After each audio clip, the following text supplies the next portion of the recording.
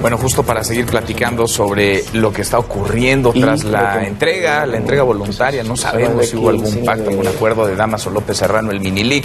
Hoy nos acompaña Maridalia Gómez, la editora de Eje Central. ¿Cómo estás, Maridalia? Muy bien, muy buenos días. Gracias, Hola, Maridalia. muchas gracias. A ver, no es común ver que un delincuente se cruza la frontera, va y se entrega con la DEA. Estaba cercado. ¿Qué lo lleva? Primero, a escapar, a ir a Estados Unidos. Segundo, a entregarse a las autoridades. Ha ocurrido poco, históricamente hablando, en los últimos 25 años yo recuerdo solo 2 o 3 casos.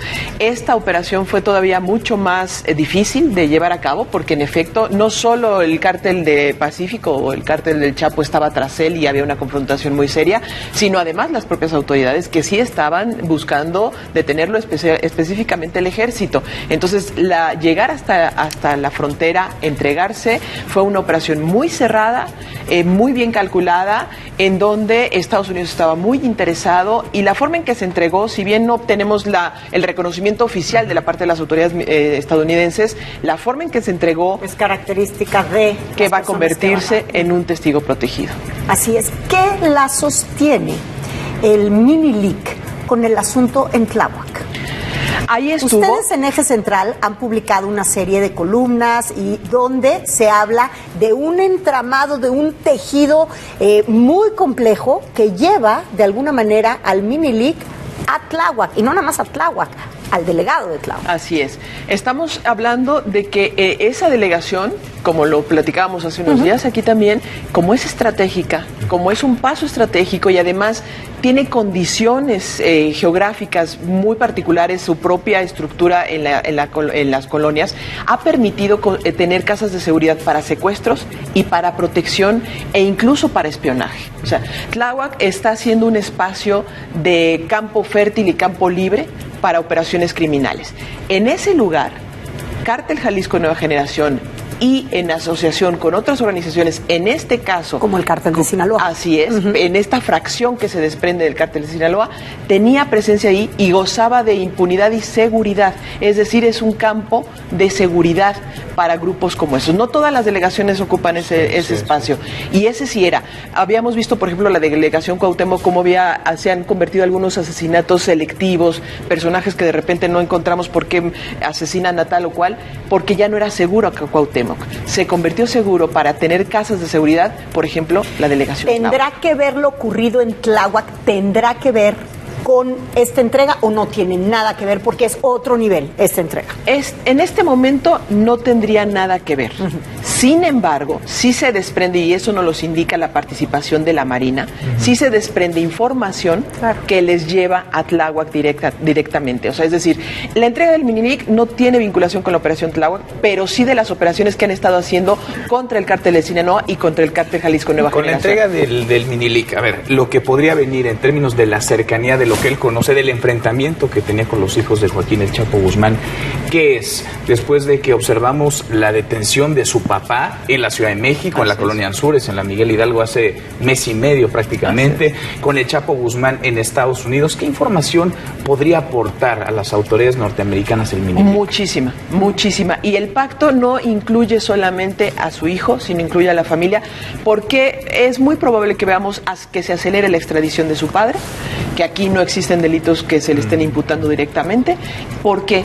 Porque ellos conocen desde niños, son prácticamente hermanos, pero no solo del Chapo, de los hijos del Mayo también, o sea, de la familia del Mayo Zambada. Entonces, la información que posee del Cártel del Pacífico es muchísima y el rompimiento se dio.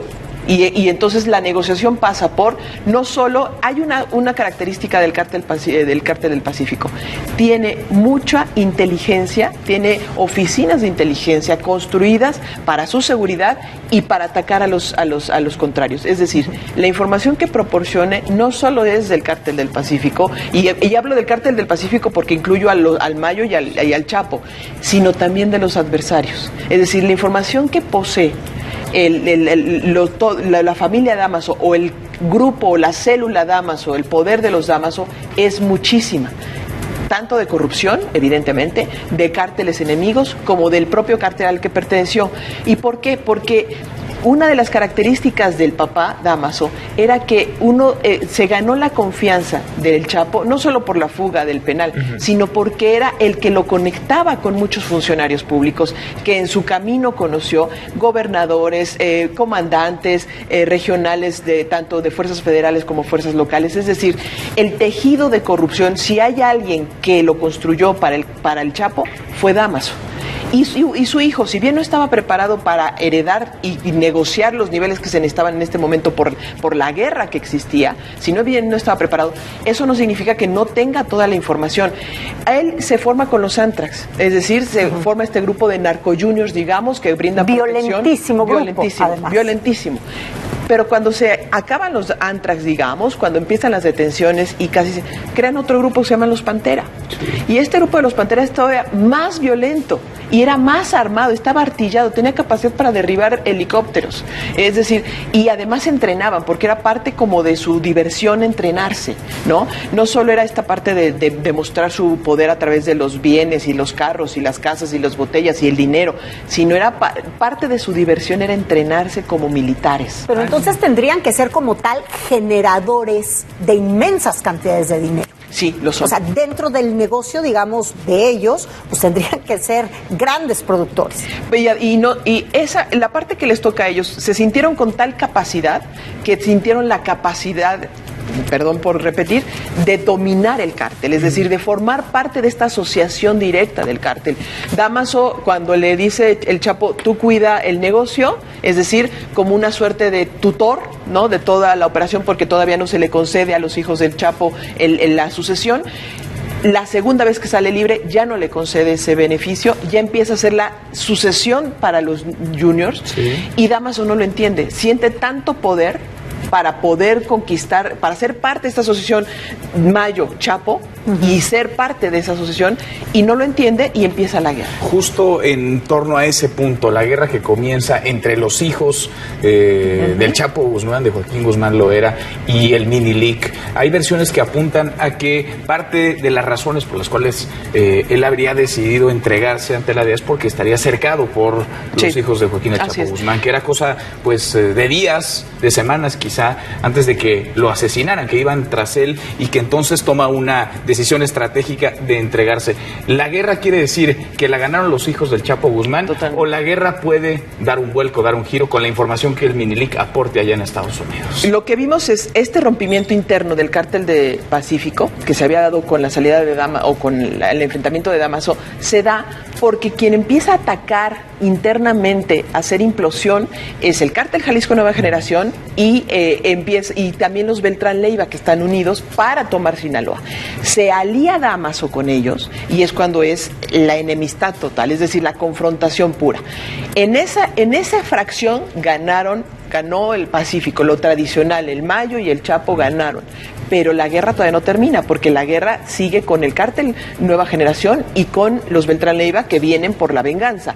Es decir, vamos a seguir viendo la guerra, vamos a ver la decantación de los Dámaso, vamos a ver, sin duda, no dudaría que veamos varios asesinatos y varias tomas para poder decantar esa parte, pero la guerra todavía no termina porque no se inició con los Dámaso, se inició realmente con el cártel Jalisco Nueva Generación, que tienen mucho poder, que están teniendo el control, pero esta parte de la guerra, sin duda, porque los coparon, no hubo manera de que pudieran tomar una parte de Sinaloa, que es el epicentro del narcotráfico en este país, y no solo los repliegan, no detienen a varios de ellos, le dotan de información a las propias autoridades para que puedan hacer las operaciones, y tiene que irse, o sea, tiene que huir prácticamente para salvarse, y su salvación significa la salvación de su familia, porque va a buscar la protección familiar. Al inicio de esta conversación tú hablabas también, hablando de información y la información que se está generando a partir de esta entrega, tú decías, en la figura del Minilic de alguna manera tuvo que haber llevado a Tláhuac para entender un poco cómo se construye la figura del testigo protegido. Esto significa que de alguna manera se oficializó, pero él ya había comenzado esta negociación hace tiempo y ya había comenzado a dar información. O sea, no es que él se haya entregado ayer, sino que ya estaba en comunicación con la DEA generando información para ellos. Para un proceso así, de ese nivel y de tanta estatura que además las autoridades mexicanas no supieron nada, significa que les dieron pruebas de información. ¿Cuánto tiempo antes? Un mes por lo menos, hasta donde yo sé en este momento, un mes por lo menos, un abogado de toda la confianza de su padre fue quien se acercó con representantes de la DEA en México y empezó a negociar la posible entrega. Para dar esta entrega, aunque era muy apetitoso tenerlo, dieron pruebas de la información que tenían y entonces sí lo consideraron un elemento muy valioso, tan valioso que se hizo toda la operación. O sea, la DEA no se lo lleva, la DEA no lo toma en la frontera para correr riesgos, no. Pide a las guardias de seguridad fronteriza que ellos tomen el control fronterizo para que no exista ningún riesgo de que lo puedan matar, pase la frontera, es decir, con toda la protección, y hasta entonces, hasta adentro lo toma la DEA.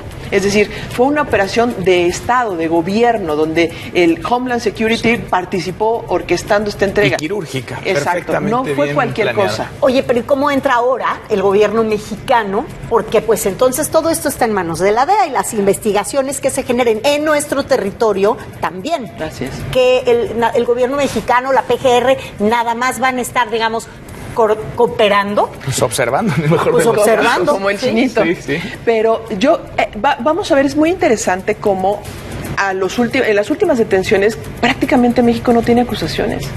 Las acusaciones que tiene son solicitudes de extradición. Es impresionante. Es el caso del licenciado. Así es, el caso de su padre. ¿Y a qué se lo atribuimos? ¿Colusión? Falta de información. Para empezar, que puede llevarte a colusión, negligencia, ¿no? Porque las operaciones se realizan aquí. ¿Cómo es posible que Estados Unidos tenga más información si las operaciones y los asesinatos y todo se genera aquí y no se tiene? Es decir, lo que va a pasar con el Minilic es probablemente, porque yo estuve buscando si había alguna acusación, no la encontré, no existe en México, entonces lo que puede hacer es pedirle información si es que la proporciona, que le pueda servir a México para otras acusaciones. Es lo más que va a hacer en este momento México. Bueno, ahí está el tema. Gracias, María Dalia. Gracias a ustedes.